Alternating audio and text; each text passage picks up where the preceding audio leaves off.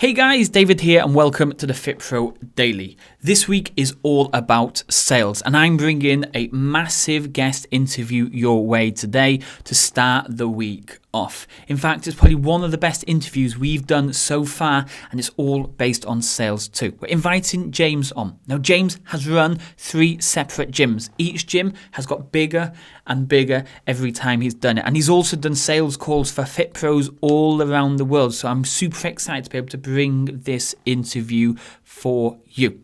Best thing to do, get ready, get some notepad and pens ready and start taking notes. And obviously, as usual, if you need to, just rewind and go through it all again. Or if you have questions, do comment them below and I'll pass them over to James. But enough of me talking, let's dive into this week's guest interview.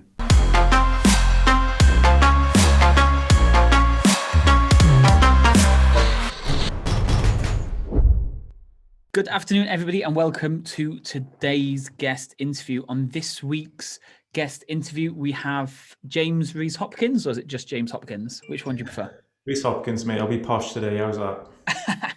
and also another legend from Wales, which is good to see. Quite a few Welsh people nowadays doing well in the fitness industry. So we start every single interview off the same way by asking, how did you get into the fitness industry? Yeah, good point, man. So I was kind of like back in the day. I was in the police force, and they thrashed me sort of to like over like my basic training to sort of surpass like a fitness trial, like a timed run, and I just got into fitness that way. Fell in love with it. Got into cross country running, and then like I kind of just took a while out from there. Took a bit of a sabbatical. And then what do I do in my life? And like I went into the British Army then, and I was an Army PTI, working in fit, sort of training the soldiers to keep fit. And then I just fell in love with fitness, and kind of left the Army 2012, and I kind of went in, followed the natural path, kind of went in as a fitness instructor into a PT, opened a studio, then I opened a big box. And then I kind of realized that the money's not in the big box, the money's more in the sort of small groups PT model. And so I kind of did that, made a good little go into that. And then kind of just fell out of love with the kind of that gym for a couple of different reasons, went into big box sales management. Still passionate about fitness on the side. And then for whatever reason it is, I just love fitness sales. And I created like a website, and during my research, I got in contact with an Aussie crew who were going out doing phone sales for small group PT gyms, independent gyms, and they kind of said, "Well, do you want a job?"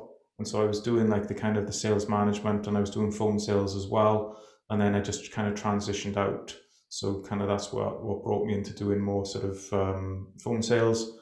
And then I kind of transitioned within the business that I work for now, up to like a coaching role, and I diversify into a couple of other different businesses as well. Okay, yeah. So now you're teaching people how to get better at sales and phone call sales. 100%, yeah. Nice. Okay. Where was your gym? Was it in Wales or were you based in England? Belfast. It was all in the sort of central Belfast area. So I don't know if you know, if you ever heard of the Shankill. Yeah. Yeah, so it was just one of the side roads that connects the Shankill to the Falls Road. So it was good fun in July. You just might as well just shut up shop, because that's what it's called, like an interface, whereby there's a bit of tensions and things like that. So yeah, so it was in all my gyms were Northern Ireland, and I was kind of like one after the other. Okay. Yeah. So how many gyms did you have in total then? 3. Wow, okay. Always open one at every time, So I fell in love with CrossFit, as we all do at some stage. Still a bit of an animal, like heavy lifting and whatnot. And so like I became passionate about Olympic lifting. So my first studio I called the Bear Pit, which was in a sort of subterranean level to the big box gym I was operating from. Put a lifting platform, heavy squat rack, monkey bars and CrossFit rig and all the rest of it. And then I kind of outgrew that.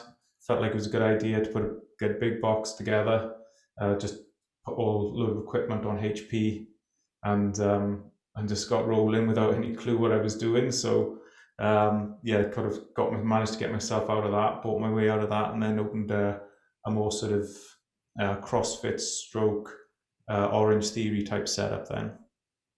Okay, so you've always done the kind of CrossFit, powerlifting side of things. Hmm. Why did you choose that audience, or did that audience choose you, or didn't you really have an audience? You kind of just went with what you enjoyed doing. Great question. So probably a couple of different things happened. I did like a nutritional course. I found out about macros, and so I started getting results from my clients. And I was always keen to know what what other gym users were doing. And so I actually went down to a friend in Bangor, sort of Northern Ireland Bangor, and he was using Polar heart rate sensor equipment to just absolutely thrash people, and he called it like epoch training. Yeah. So it was basically just thrashing people within an inch of their life. And I just saw potential.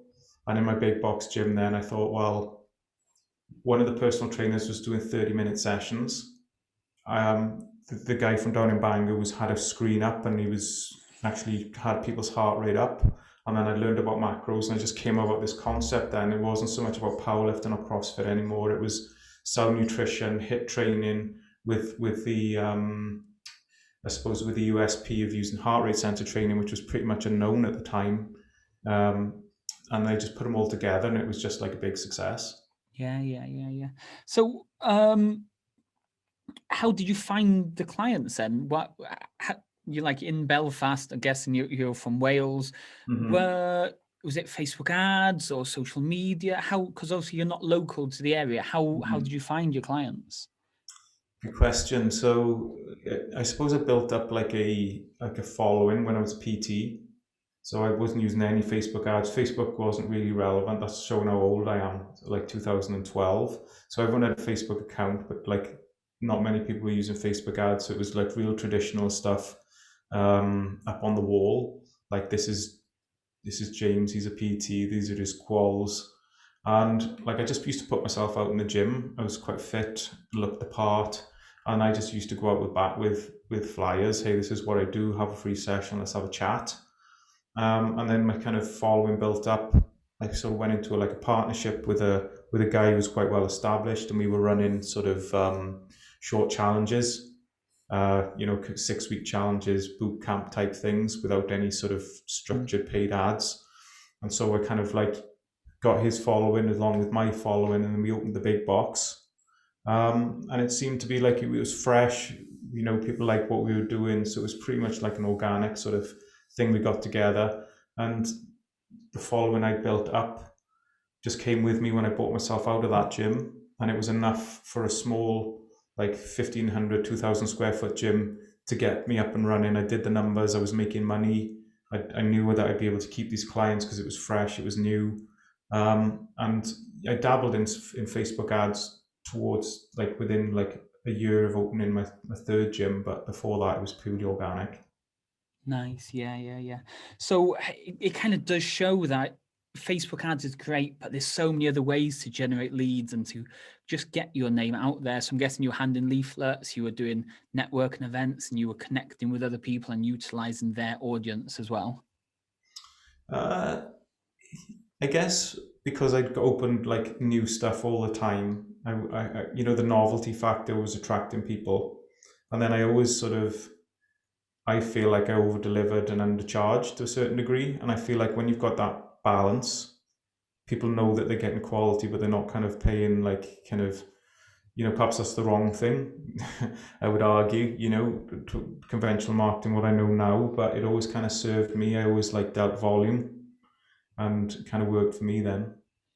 Okay, so let for the people who have got a studio now and they're Mm. thinking, you know what, I really fancy opening another gym, or like you said, you had three in the end. When is the right time to open a second studio?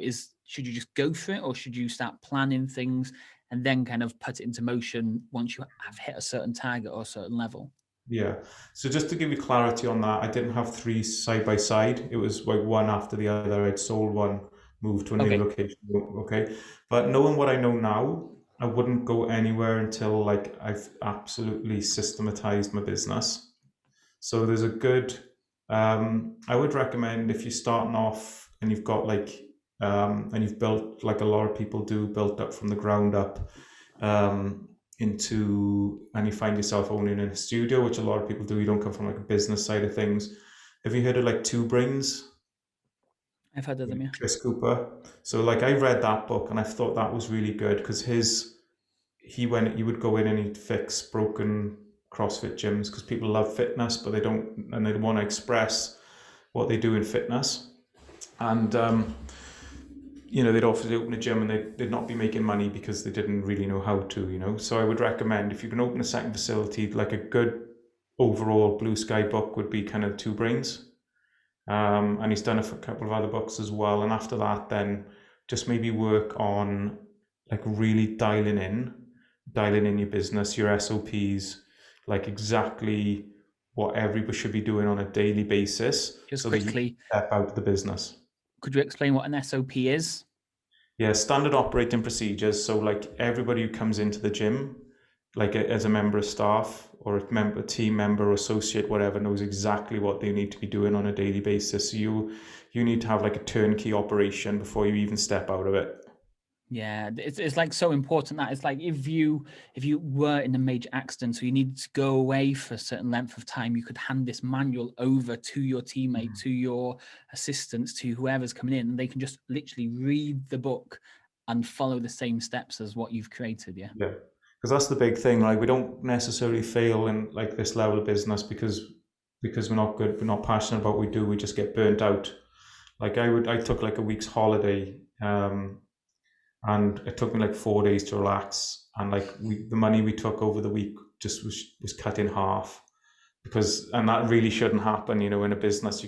So I was totally sort of working 7-day weeks, as I'm sure a lot of the guys are as well. And like, before you even think about a second facility, you need to have something model, kind of something to just blueprint onto a new space, I think. Nice. Okay.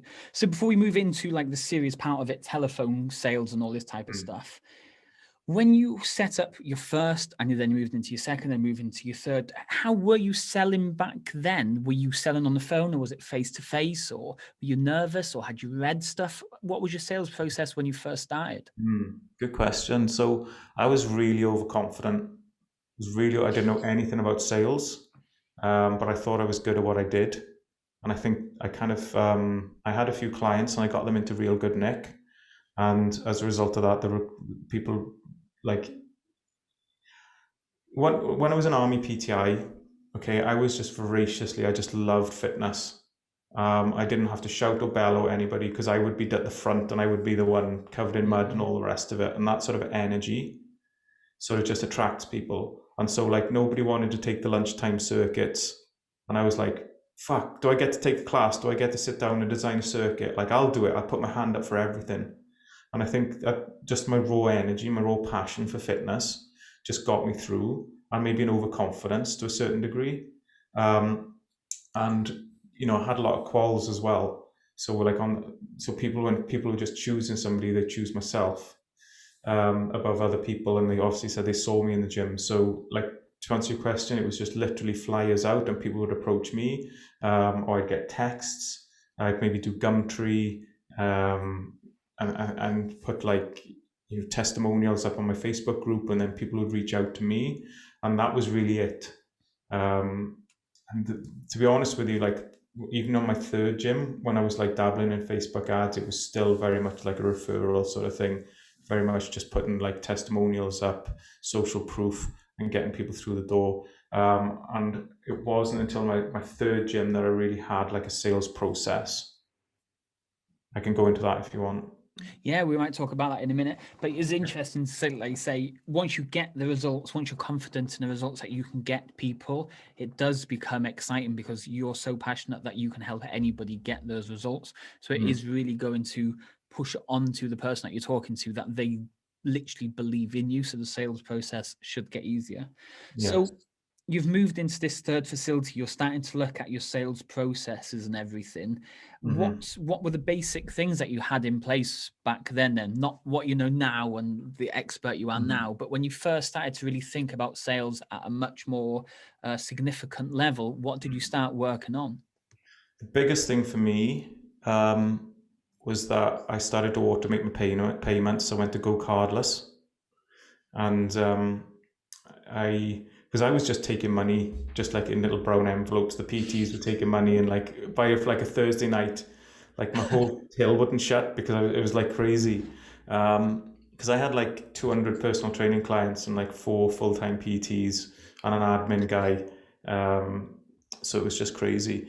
But and then my ex-partner's husband, ex partner's sister's husband was like had a window, still does, has a window cleaning business amongst other things, and he told me about Go Cardless, and I thought, okay, automating payments sounds good, and so I did that, and completely overnight, like I doubled my rev as a result from automating, because people Yeah. would show up and not pay and stuff like that, and if they didn't show up, now we still took payment, right? So it's basics, yeah.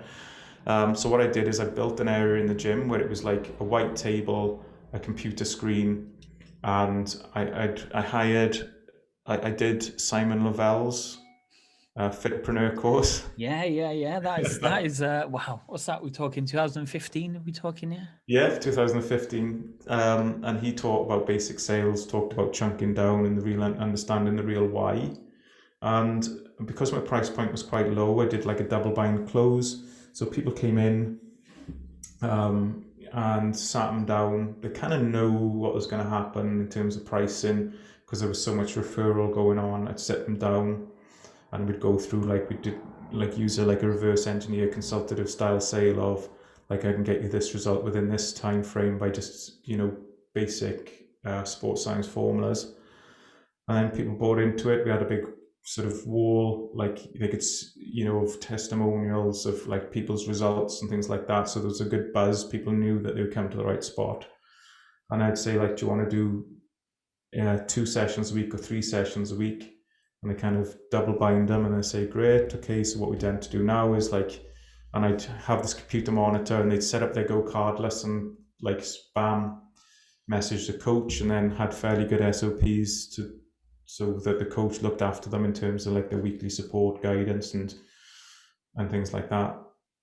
Yeah, that's definitely something we mentioned even before we started recording and starting the call, is making sure once they've done that entry offer, that front end offer into your business, you do Mm. have something that captures them and keeps them for a long term. So the payment is all automated. They don't have to think about it.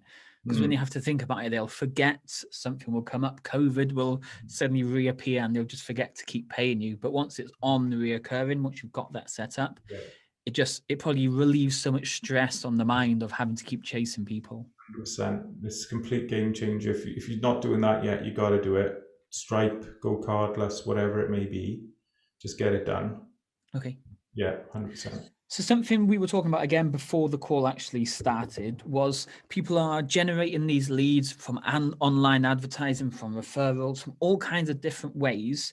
But it comes down to actually chasing the lead. What is some of the best techniques that you've seen over your time, and maybe that you use now, to not, before we make the sale, to actually get hold of these leads? Hmm.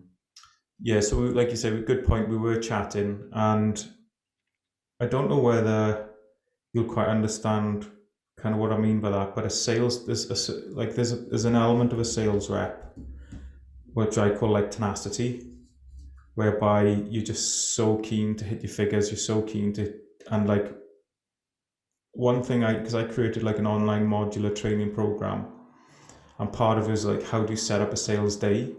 I can, like, coming from a big box background, you've got what's called like call drives, and you know what it's like. We're all fitness professionals. We see the procrastination in other people. We don't necessarily see it in ourselves. So like what I would do is, and there's a good book called Atomic Habits, by the way. I don't know if that might be like a worthy read if you haven't read it already. And what you need to do is segment your day and put sales as like the priority. Because if you don't, like, we're in business in fitness because we love delivering fitness, but what we need to understand as well is that it is a business first and last. And if we're not dedicating time to our sales and marketing, the business is going to run dry at some stage. So like using the big box model, using my own tenacity, what I would generally would have done is call it off like 3 hours a day, maybe 5 hours a day at times, and I would have had my lead list, and I would have had, even if it was just a bit before like a CRM, customer relationship management, I would use like a Google Sheet, and I would have headset on, and I would be dialing. You can use like a power dialer even to just smash out your leads. Okay, and it's just like if you've sold them, it's green. If they're in, like, just maybe using a Google Calendar to book people's appointments in, if that's the way that you do it. And then red is dead, orange is like I've dialed them, and you're making little notes. But thing is, you want to have a tenaciously set out, right? I need to be doing like about 15 to 20 hours of dials a week. All right. And if you're not doing that, unfortunately, with like the world, like the industry, the fact that it's probably like they're seeing an ad, they may be getting a little bit of nurturing along the way. Like the onus is on like you as a rep, as a business owner, to pick up the slack and dial the shit out. Because if you don't, you cannot just pick up and expect people to be on the other end of the phone, ready with a credit card in hand to fucking pay you. Because they don't know anything. No, you're lying. I'm sure it's that easy. It's got to be that easy. Yeah, well, I wish it was. And like, I kind of did sales for independent gyms, and I probably handled about 4 gyms at a time. And like, I would be dialing all day. And like, that's why I say if you think it's easy, it's not. And you need to prioritize it, and you need to put logistical spots in your day. Get a Google Calendar. If you know what that is, right? Like a digital calendar, Yeah. and just call drive, and like read Atomic Habits. Like, this is my room. I close the door, get on the phone, because otherwise, if you don't enjoy doing sales, you will procrastinate. So in terms of and like, if you want me to continue further, is like, people don't like doing sales because it's a mindset blocker, because they really don't know what they're doing, and like they end up doing like 45, 60-minute pitches to people who aren't even interested.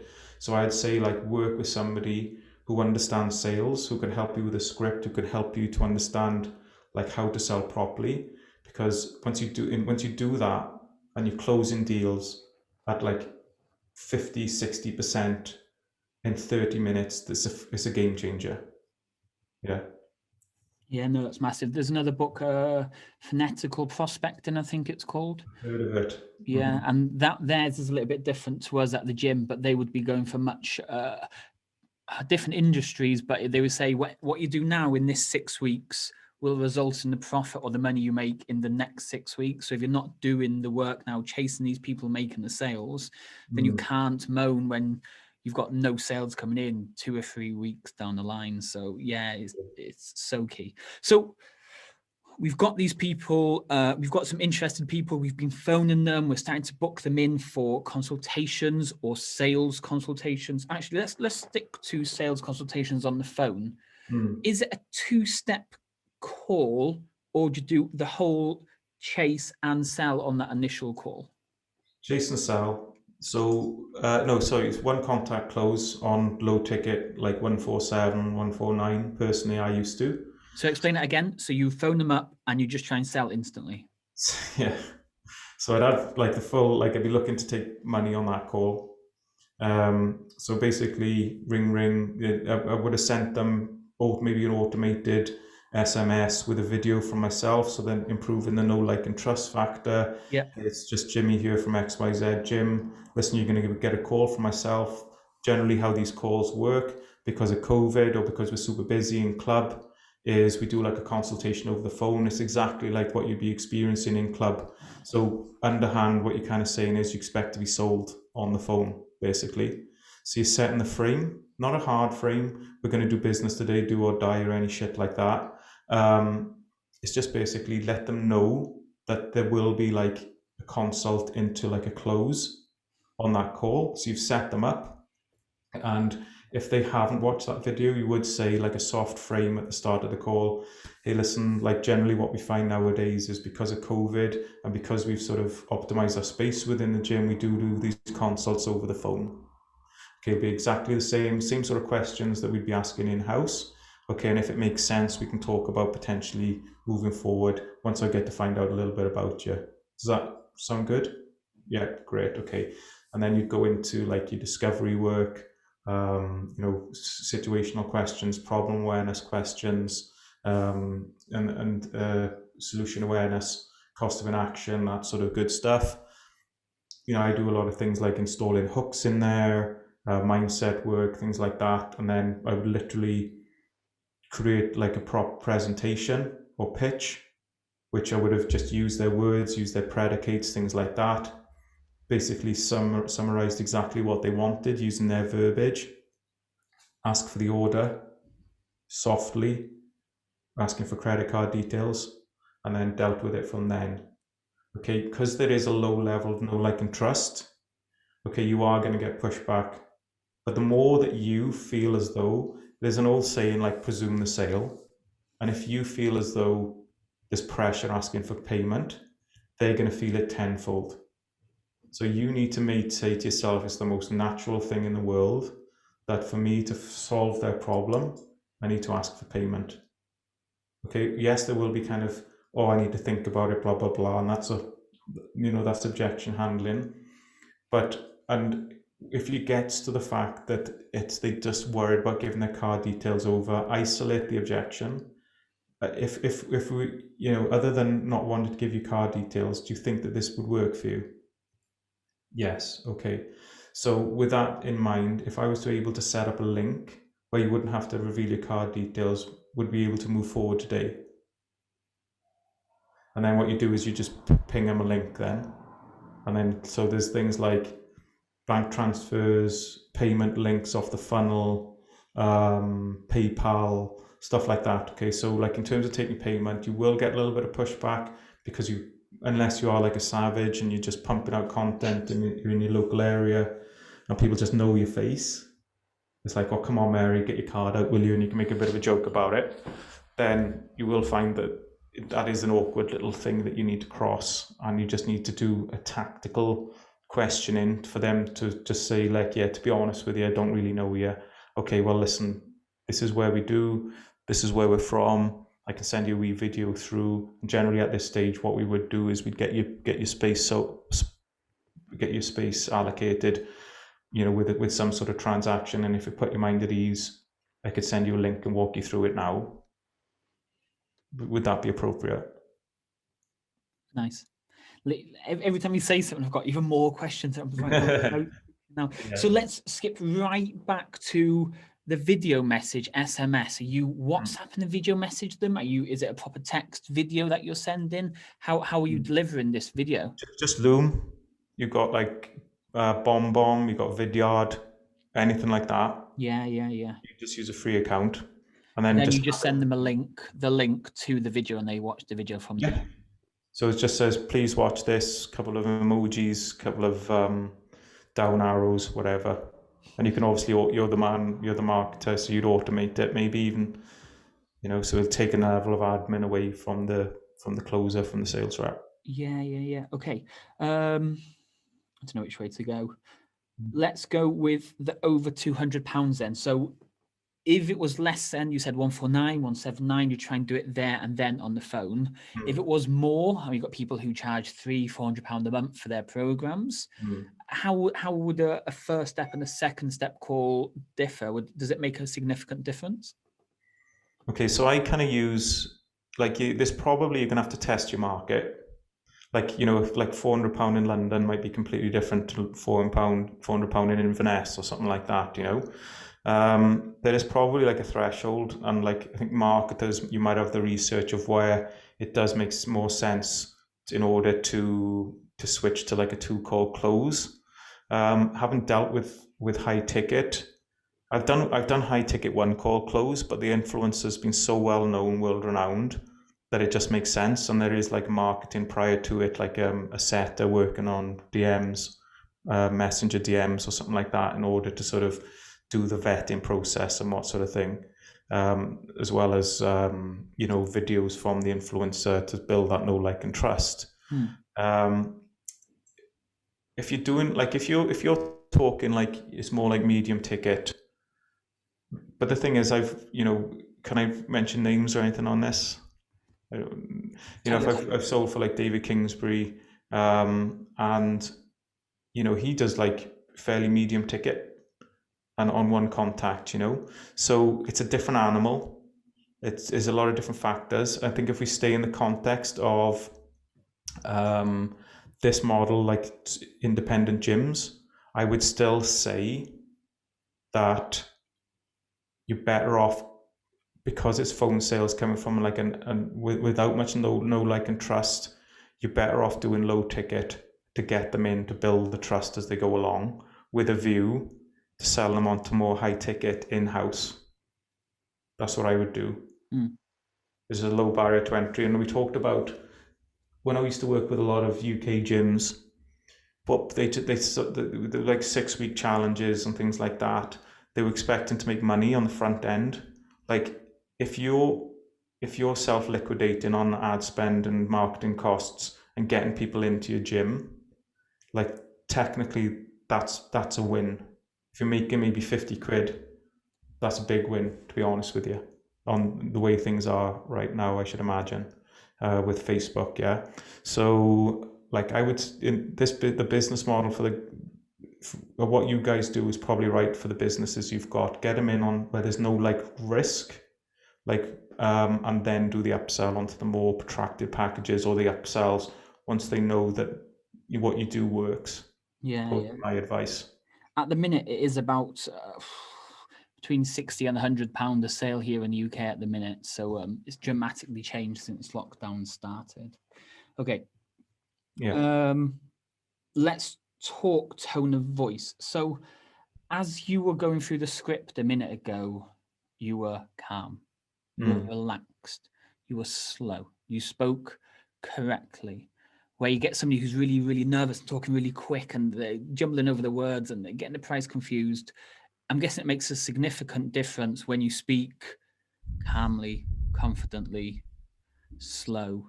The sales come much easier. Do you like the strategy that you have for losing weight right now?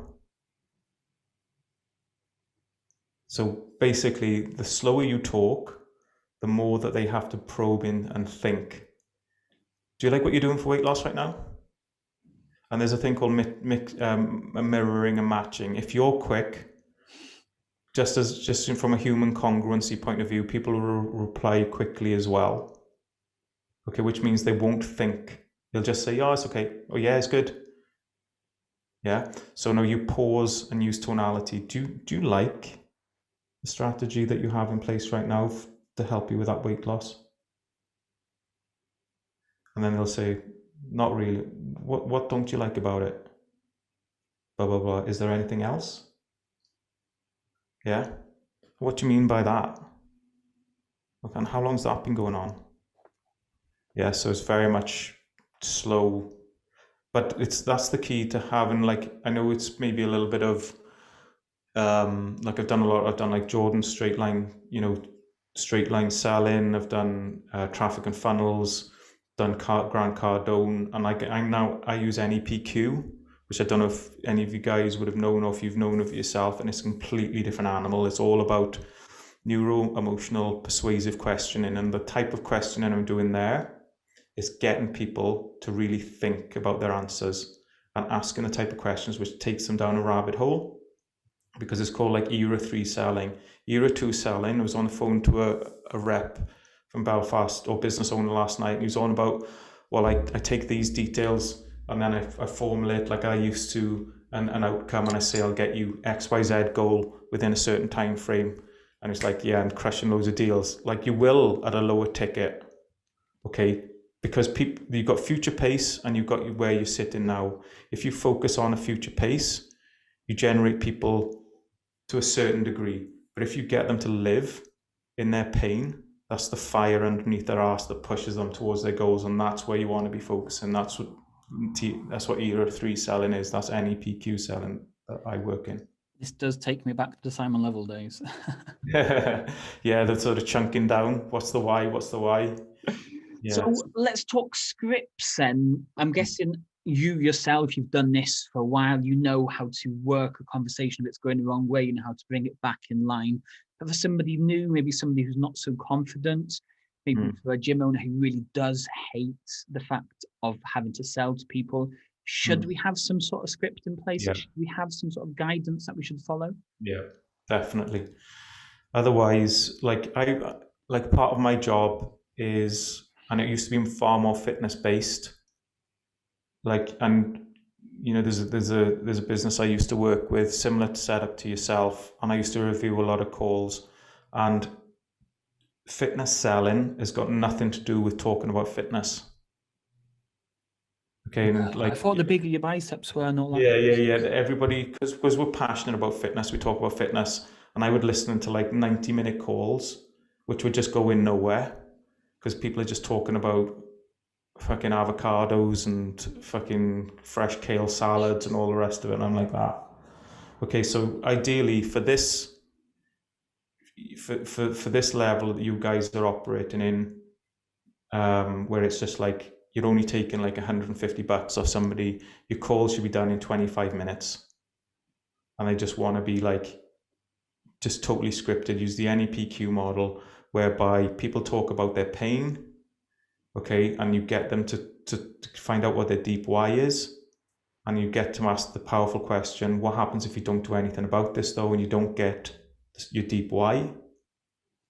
Okay, and then you don't let them wheedle out of it, and then are you willing to settle to continue that lifestyle? And they say no, and then technically you've got them over the line but you have got, either after the close, you've got like fear, mindset, and logistical objections, and it's having the skills to negotiate through those different, identifying those different types of objections. But technically within about 20-25 minutes, you should be getting somebody to go, do you know what? I'm not ready to settle for that. You've got them in an emotional space, and then you ask for the order after you've presented exactly what they want to solve, using what you have using your service, and then you've got then they either give you their credit card details, you negotiate a different form of payment, PayPal, bank transfer, whatever it may be, or you go through your objection handling, which is just basically just working out what the hell think about it actually means. Because there's a throwaway word which can mean completely different things, and it's just what we call like a smoke screen. I've got 3 more questions, otherwise I can just keep going and adding more questions and more questions and more questions. So you've got them more or less at that point, and they're and ahhing. Maybe they need to ask their partner. Maybe they forgot their bank card at home. Maybe they didn't realize they had to pay for today's session or pay right here, right now. Do you go with the hard sell? Do you really push and go for it? Or does that lead to bad clients? Should you, if they're not ready, have a little prod, and if it's still not going anywhere, then you kind of call it quits? Or do you properly go for it hard style? Well, I wouldn't say, I would say like feather brick truck. Feather is,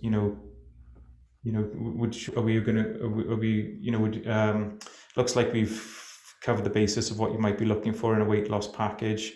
If it's appropriate, we could get you onto the course. We could use a Visa or debit card, and at that stage we'll get you the emails, introduce you to your coach, and move you forward. Would that be appropriate? Gotcha. And if I kind of need to ask my partner, like what you need to do is no point going hard if somebody literally does have to ask their partner. So you would kind of probe and clarify, okay, so if I may ask, what happens if, when you say you need to ask your partner, what do you mean by that? Or, it's kind of like, she's got my credit card and I just need to maybe just get them off her. So, okay, would it be appropriate maybe to give her a quick call, get credit card details now, just keep things right our end, because we've only got 10 spots. And I'm conscious I want to get you on here so you can achieve X, Y, Z. Now, if you'd gone hard style, got your 2x4 out and clonked them over the head, you would have just wiped out the sale because you didn't understand what partner meant. Now, if partner is just a complete smokescreen, then you would find that out. Or when you say you need to ask your partner, can you help me understand what you mean by that? And what if your partner actually said no? What would you do then? Or I wouldn't be able to move forward. That's fine. Do you know what I mean? Okay, so what I generally do in these circumstances are there is only actually 10 spots left on the program, and I want to value your space to go away and speak to your partner. What we generally do is we take like a just a pragmatic deposit, so that we can help you achieve X, Y, Z. Okay, it can be anything from £10 up to £100, whatever you feel comfortable. So when you go to bed tonight, you know you've done everything you can so that you can work towards your fitness goals. And at that point, we'll have a call with you and your partner within a couple of days, and we'll dot the I's and cross the T's. Does that sound fair? So it depends. So you just need, like, there's no point knocking somebody out, but you can, like, on the truck side of things, like, it's more sort of like a mindset thing. And if you have to challenge somebody on mindset, you can do that as well. So they've said yes. Your heart rate's suddenly pumping. You're getting all excited. You're like, yes, I really can't do this. I've got this person over the line. How do you take payments? I know you mentioned a few steps earlier, but is it just like, wow, okay, let me get my computer up and send me over your details and I'll put them in? Do you send them a link? Do you send them to a payment page? No, yeah. So like at that stage, it's like it's just soft. So like I said, I'll re-say it. So David, it looks like we covered everything that you need in terms of helping you lose that 2 stone so that you can go on holiday after COVID and feel like you're actually proud of your physique, which I think you mentioned was quite important to you. So at this stage, if you felt it was appropriate, we'd get you on board. We can use like a Visa or debit card, okay, which will allow me to go and hook you up with a coach and send you all the nutritional information. Would that be appropriate? Yeah, okay, perfect. So let me just grab some details here. Can I just confirm it's David Kyle, Kyle, perfect, and your email is davidkyle@fitpro.com. Yep, perfect. And was it Visa or was it MasterCard that you're looking to pay? Perfect. And what's the long number across the front there for me? Gotcha. And you flip it over. What's the last 3 there? Great. And you've got like a payment link. Screen it through. Happy days. And if they're a little bit nervous about giving you those card details, I know you did mention it earlier. Yeah. But what would you do in those circumstances? Yeah, and that's why you need to be you need to know it's present, but you don't want to be giving away those nerves. Because if you're nervous, they can feel it tenfold. All right. So you would be kind of saying like, oh, some people just ask you, are you sure I'm okay giving you these? And I say, look, 100%. And if there's an issue, okay, just to let you know, you're playing with the bank's money, not your own. Okay. And if there's any issue at all, which there won't be, okay, you can just speak to your bank. Okay. And they'll just cancel the transaction straight away. And I can even go to the ridicule sort of stage whereby, like, I hear you and like I get it that there could potentially be other people out there scamming. Okay, but just to put you in perspective, like, for us to get on this phone call today, like I've had to go out and make multiple phone calls, like sort of work with a marketer, get those ads out online. Like there's a lot of work to do to scam you for like 100 quid. And bear in mind, if that was to ever happen, that I was to be identified as a scammer, I would just be blocked from Facebook. Like it really doesn't make sense for me to sort of try and swindle you out of a couple 100 quid, which you're just going to get back from the bank and I'll just end up in the police station. Make sense? Gotcha. Okay, so let's just crack on. And saving that, if look, I really don't want to give you my credit card details, that's fine. Aside from giving you card details today, is there anything else that would stop you from moving forward? No. Gotcha. Right, perfect. The way that we tend to do it is like I'll walk you through this now. SMS, I'll ping you through the link, and then the link is branded. So I'm not sure if that's something that you do, where you have like with your ClickFunnels and you have like the payment link, payment portal. You send them the link in an SMS, and they say like, don't let them hang up. Just open it out on their phone, because otherwise they'll never fucking do it. Excuse my language. And they say, look, there's a couple of different radio buttons that I need you to get to work on. So let me just walk you through it. Just put that, and I'll just stay on the line here once you get it done. Shouldn't be a problem. If they hang up, they hang up, all right? Like it's the pits, it happens.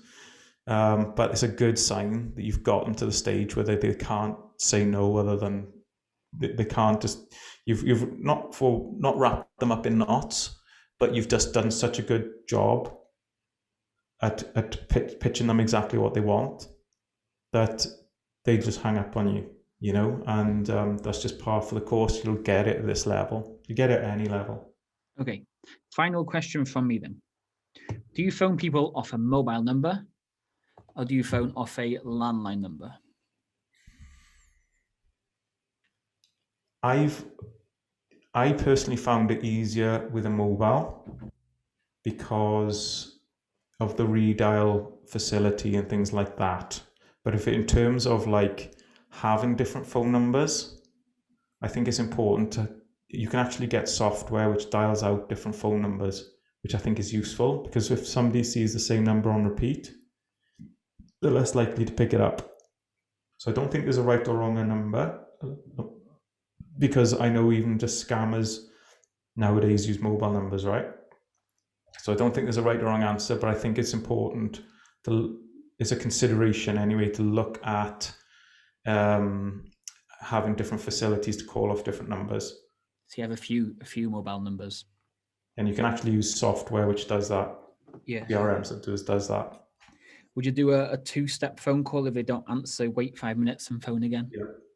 So you should have SOPs in place whereby it's dial on the prescribed time if it's an appointment, dial 2 minutes later, send an SMS, send an email, so you know that there's an element of standardization going across the board. There's even like SOPs for like 3 calls because people's curiosity will get the better of them after 3 calls. I thought 2 calls was enough. I hit 3 calls.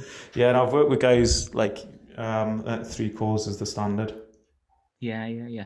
But then you still call every day just to try and make sure for 3 to 5 days. 7 days. Like I have called people like a month later, but it's just dead. You're better off like working your marketing and like, you know, persistence will get you maybe like 1 in 100, 1 in 150. Like I remember having one for a gym in Kent. Like, and the guy was just like a guy in his 60s.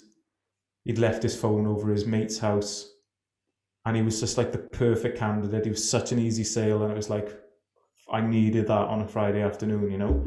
But like the 1 in 100, 1 in 200 past like 7 days, even after 5 days, I think, you know, you've got to be like smashing it. Like they got to be calling like 3 times a day for the first couple of days, for sure, within your call drives.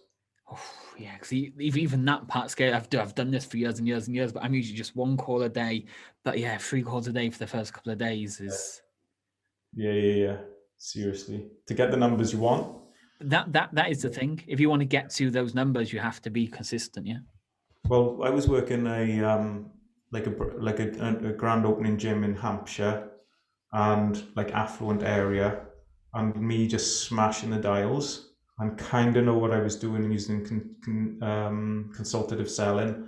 I was closing 1 in every 3 leads at 147, and that's what it takes. It takes persistence to close at that. So it's like 33% close rate off cold traffic. So you can get there. Okay. So to finish today off then, is there any final tips or final insights or any final ninja marketing, telephone, anything really that you think you should pass on to Fitpros or gym owners or bootcamp owners watching this? Like everybody wants to shirk sales. Nobody wants to do sales, all right? Like I promise you, it can be enjoyable, all right? And it can be rewarding. The main reason that I found, like myself included, why sales wasn't appealing is because you didn't know what you're doing. But what about if you could pick up the phone with a script that you know is golden, that you can work through your objections, you can understand why people are saying certain things, and you can get people on course and you can close people within 20, 25 minutes. That's a different animal. So like to facilitate that eventual process, don't look to outsource your sales. I would say learn to do it yourself. Prioritize sales above delivery.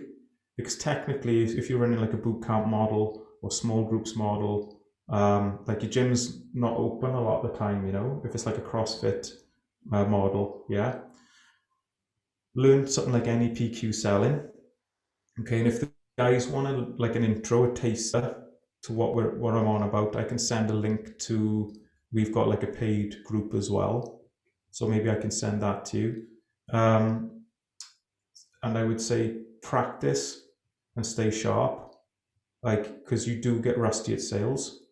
Okay, so have it within your repertoire to be practicing your script every day and find like a role play partner and develop a healthy mindset to sales. And that is, all right, everybody, like if they've rung you, they need your help. Okay, and there's a good book called The 5-Second Rule by Mel Robbins, okay? And the human mind is designed to do 3 things. Number 1, maintain homeostasis so you don't drop dead. Number 2, to process your memories in dreams, okay, so that you get like a new map of the world the next day. And number 3 is to catastrophize things. Okay, so like part of you says, oh, that would be a good idea. You've got 5 seconds before the part of you says, oh yeah, but I'll do it tomorrow. As a sales rep, it's your job to keep that third element of a person's brain from blocking them from success. Okay, so if you listen to like Taylor Welch, who's well known within the sales, fitness sales, and also high ticket sales, he says people need your help, but they will do everything they can to stop themselves from committing.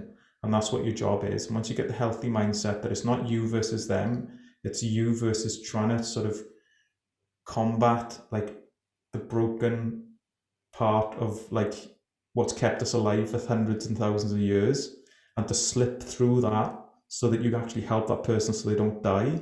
That's what your job as a closer is. Once you get that healthy attitude to sales, things will start to change, along with like a working model that you can actually close people on in a realistic time frame. Wow. Okay. So for anybody watching this and who kind of like their mind is blown as well, are people okay to reach out to you, kind of find out a bit more, maybe have a chat or something like that? Of course. So like Sales Sniper is one of the businesses I work for. We've got like the free portal, which I'll send you the link to. It's like a free Facebook group like you've got. Come and see us what it's all about.